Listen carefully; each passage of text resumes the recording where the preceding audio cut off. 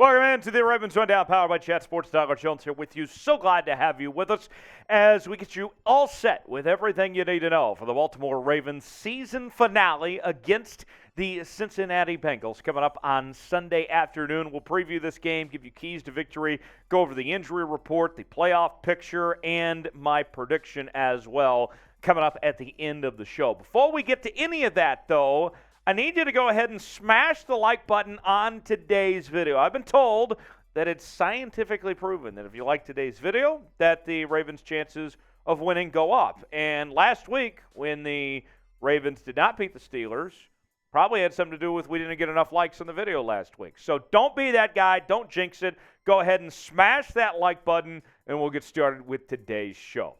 The regular season finale for your Baltimore Ravens as they take on the Cincinnati Bengals. And the Ravens got the best of the Bengals the last time these two teams met earlier in the year on Sunday Night Football. It was an exciting game that came right down to the very end. And things have changed a lot since these two teams last played, as the Ravens looked like they were in the driver's seat to win the division. They had the easiest remaining schedule in the entire league in the second half of the year, while the Bengals had one of the toughest remaining schedules. The Bengals dealt with adversity. They fought through things and find themselves contending for that number one seed. Meanwhile, the Ravens find themselves needing some help of sorts to win the division at this point. More on that, and also how the Bengals situation with their game that was suspended against the Bills affects all of this and more in just a moment as well. We'll get to all that, but first, let's look at the betting odds for this game. As you can see, the Bengals heavy favorites over a touchdown, 7.5 to be exact. The over-under at 42, and a big part of that, who will play quarterback for the Ravens? Is Lamar going to be ready to go? Is it going to be Tyler Huntley? Will it be Anthony Brown? We'll dive into that in just a second as well. Before we do that, though, today's show is presented by BetUS, the exclusive sportsbook partner of Chat Sports. If you go to chatsports.com/bet and enter the promo code CHAT125, you'll get a 125% deposit bonus. Put $100 down, you can get $125 to spend for free. You can bet on this game as well as other games across the National Football League. You can bet on the College Football National Championship game between TCU and Georgia, the NBA, college basketball, and everything in between. It's all in one place, chatsports.com/bet. What's your bet going to be? You going with Baltimore or you going with Cincinnati? Let me know in the comments section what your bet will be, whether it's on Cincy or Baltimore. I won't hold it against you if you go with the Bengals. Type BAL for the Ravens. Type CIN for Cincinnati. Let me know in the comments section below. So what's at stake for the Ravens when it comes to the playoff picture? Well, the Ravens need to win this game, and then they would also need Cincinnati to lose against Buffalo to win the AFC North if circumstances remain the same. If they are going to resume that Cincinnati-Buffalo game, that's what would need to happen. But according to Mike Florio of Pro Football Talk, it seems unlikely that game will be resumed at some point. Florio, with a report on Thursday morning, said the NFL is moving toward solving the problem arising from the postponement of the Week 17 game between the Bills and Bengals. Current momentum is pointing toward not resuming the Bills-Bengals game and declaring it a no contest. Playoff seeding would then be determined based on the outcome of the Week 18 games. The cancellation of Bills-Bengals would also clinch the AFC North for Cincinnati. If the Bengals had lost to the Bills, the winner of Sunday's Ravens-Bengals game would have won the AFC North. And as you can see, if you look at the AFC playoff picture, the Ravens find themselves a game and a half back, but had the Bengals-Bills game been played and the Bills would have won, then it would have been a de facto AFC North title game this week. Instead, that doesn't look to be the case. At the time of this taping on Thursday afternoon, according to reports, it looks like things are headed in the direction where the Bengals could be crowned the AFC North champions before this game is ever played on Sunday. So with that possibility, what does this mean for the Ravens? if you are pretty much locked in as that number 5 seed and can't win the division, should you go ahead and rest your starters for this game? We know the Ravens have dealt with a plethora of injuries this year, and they have some injuries of their own heading into this week, which we'll break down here in just a second as well. With all that being said, is it time to sit the starters this week? Give them a rest and let the backups take over for this week and be fresh going into the postseason and avoid more injuries? What do you think? Should the Ravens rest the starters? If you think they should, type Y for yes. If not, type in for no. Let me know in the comment section below if you think the Ravens should play their starters or not. So the practice report for Baltimore on Wednesday, let's go over this. Nick Boyle had an illness. He was out. Calais Campbell, rest and a knee issue. He was out, as was Tyler Huntley with that shoulder and wrist problem. His status still up in the air for Sunday. And obviously he's not the only quarterback. Lamar Jackson as well with the knee injury. We haven't seen Lamar practice for a month at this point in time. Lamar, along with DeSean Jackson, did not practice on Wednesday. Also Marcus Peters with a calf injury.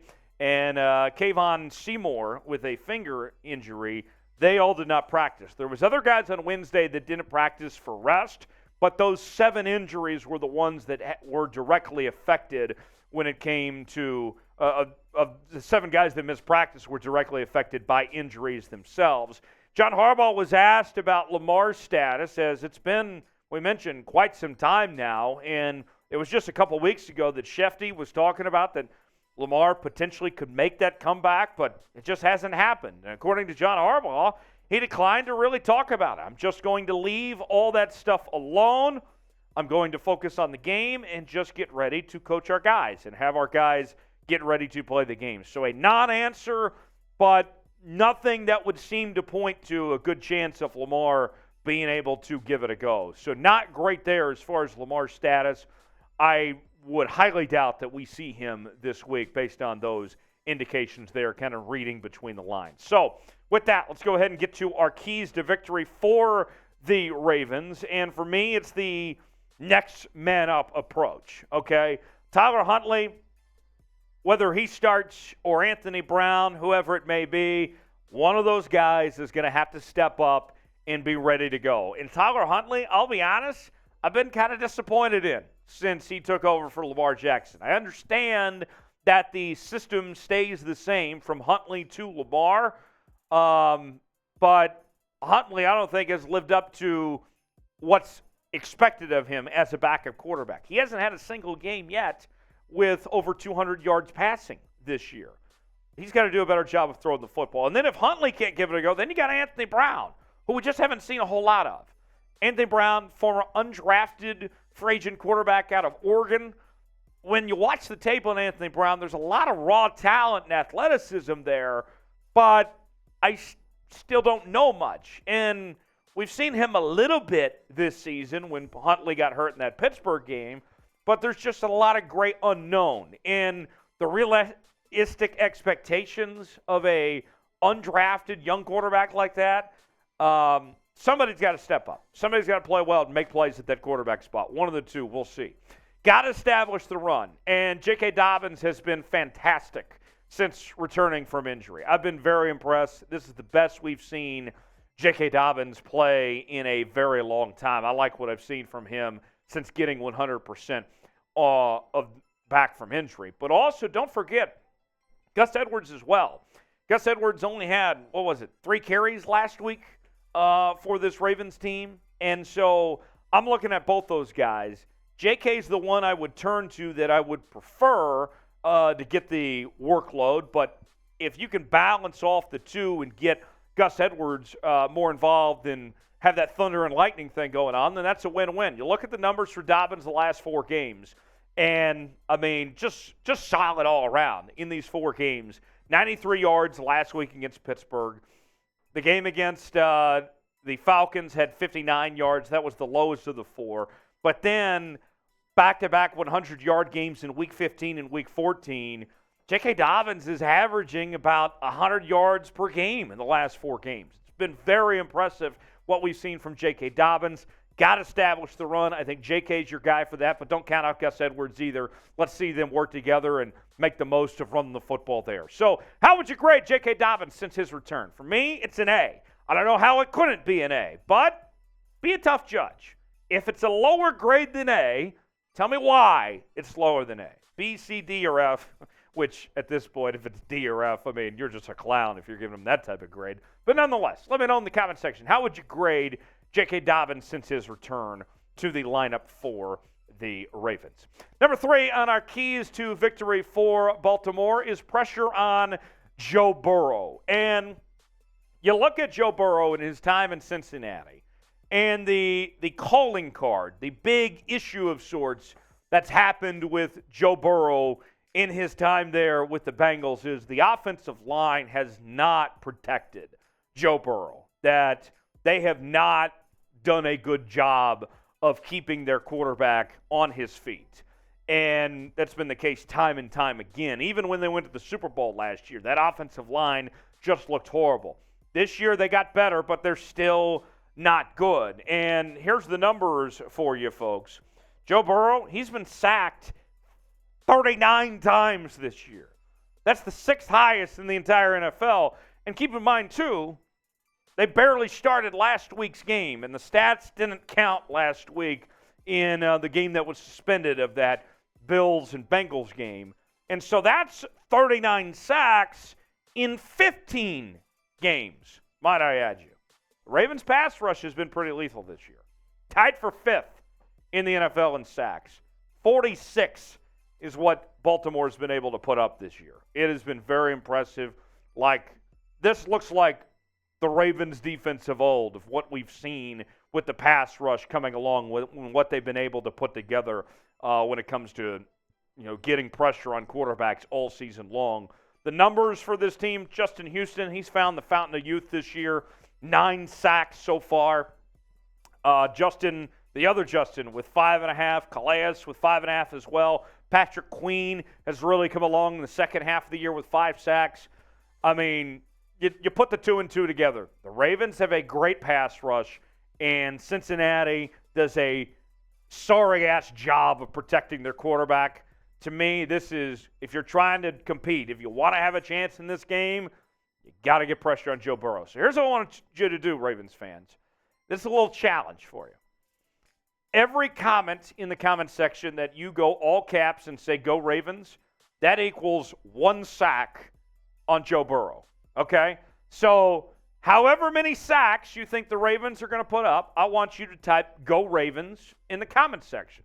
If you think Joe Burrow is going to get sacked once, type it once. If you think he's going to get sacked 5 times, then type it 5 different times in the comment section. However many times you think that the Ravens are going to sack Joe Burrow, then type "Go Ravens" in the comment section and let me know.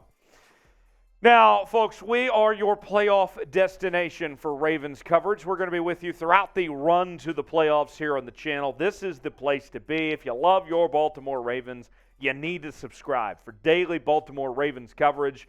We're going to cover this team like no one else is with daily news and rumors, also game recaps, post-game recaps, everything you need to know about your favorite team. It's right here on the channel. So if you want your Ravens to win this week, if you want them to get those playoff dubs, sub for dubs right now. Subscribe to the channel, youtube.com/RavensTV. Turn on notifications so you never miss a moment. Number 4 on our keys to victory, assuming that Mark Andrews plays, if they don't rest the starters, then the guy's got to play well. I mean, last week he had 100 yards receiving, and the Ravens still lost. And with the inconsistencies we've seen behind Mark Andrews at the tight end spot, with the wide receivers not doing their part, and that's been talked about all year long, Mr. Reliable is Mark Andrews. And when you pinpoint every game, the thing I look at, just to be able to compete, to have a chance, Mark Andrews has to do his job first. And it almost kind of goes without saying of sorts, but Mark Andrews, it feels like at this point the offense with Lamar Jackson out runs through Mark Andrews. Mark Andrews has to play well if the Ravens are going to have a chance. Finally, on my keys to victory for Baltimore, got to win the turnover battle.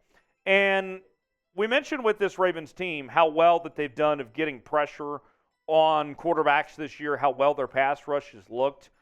The turnover battle has been certainly impressive from this Ravens team as well. If you look at the turnover stats for this Ravens team this year of what they've been able to do when it comes to turnover margin, it's very impressive. Here's the statistics for you. Turnover margin per game at plus 0.4, that's fourth best in the NFL. Giveaways a game only at 1.1. That's third best in the league. Takeaways, they're seventh at 1.5. That's top 7 in every major category when it comes to turnovers. The Ravens are doing a really good job of disrupting things and forcing those takeaways. Got to do those. Got to win the turnover battle. That feels like a given, but it feels like it needs to be reiterated when you talk about how well this group has done when it comes to those takeaways. So, before my prediction, name an MVP for the Ravens on Sunday. Who will it be? Will it be somebody on offense, somebody on defense, somebody we talked about, somebody we have not talked about? Let me know in the comments section of who the MVP for the Ravens will be against Cincy. Before my game prediction, here is one more recap. A look at the keys to the game one more time.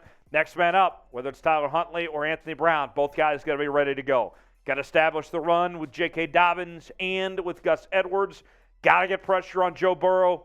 Got to wreak havoc on him. Mark Andrews has to play well. You have to get him involved, assuming you're playing the starters.